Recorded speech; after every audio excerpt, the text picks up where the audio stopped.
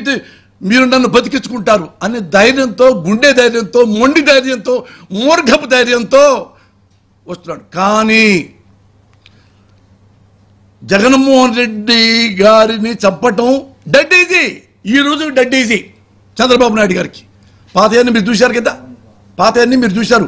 ఎలా ఎంతమంది చంపాడో, ఎంతమంది ఎరాడికేట్ చేస్తాడో. ఇప్పుడు మరి ఎవరు కాపాడతారు? మోడీ వాళ్ళు. ఎప్పుడైతే నరేంద్ర మోడీ గారు పబ్లిక్లో నారా చంద్రబాబు నాయుడు గారిని పెద్ద అవినీతిపరుడు అని మళ్ళీ ఆఫ్టర్ ఆల్ 2 ఎంపీల కోసం మళ్ళీ ఇదే చంద్రబాబు నాయుడిని మేరా దోస్త్ దోస్త్ మేరా దోస్త్ అని పాట పాడుకుంటూ ఇద్దరు వాటేసుకుని ఇక్కడ ప్రెస్ మీట్ పెట్టారు. What a shame it is. Modi గారు ఇంకా మా జగన్మోహన్ రెడ్డి గారికి మీరు కాపాడతారా సార్? ఎట్లా కాపాడతారు సార్? మీరు ఓ చంకలో మీరు చంద్రబాబును పెట్టుకొని ఎట్లా సార్? అవినీతి పోవడం మీరే అన్నారు.